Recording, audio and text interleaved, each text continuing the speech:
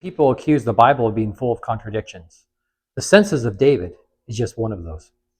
Did he provoke David to number Israel? Or was it the Lord that moved David to number Israel? That's a good sermon, by the way, the difference between provoking and moving. But these two passages, people often think that this is a contradiction. But is it really? Well, as always, it's the glory of God to conceal a matter, but it's the honor of kings to search out a matter. So there's a great truth hidden here, and I want to share that truth with you.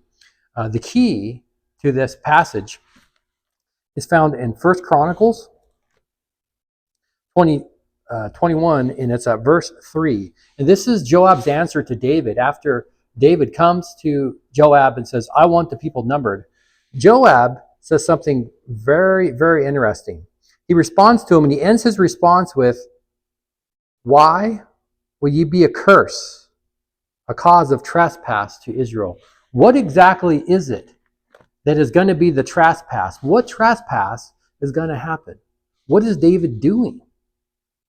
Well, if we go back to Exodus 30, we come across a very interesting passage. In Exodus 30, we see in verse 11, and the Lord spake unto Moses, saying, and this is what God spoke to Moses. When thou takest the sum of the children of Israel, a census, after their number, then shall they give every man a reason for his soul unto the Lord when thou numberest them.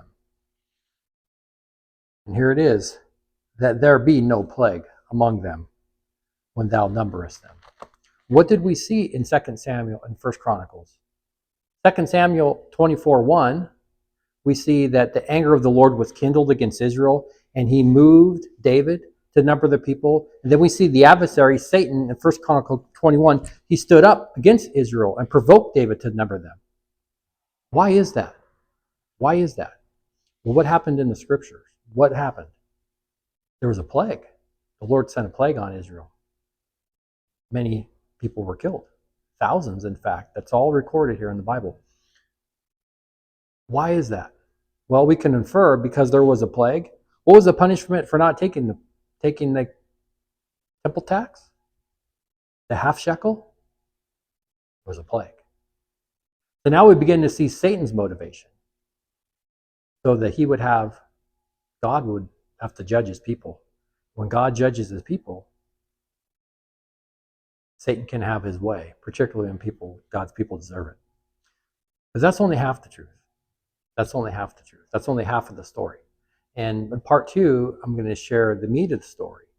And we found out what Satan's motivation is to destroy Israel. What about God's motivation? God's motivation to destroy? See you in the next chapter.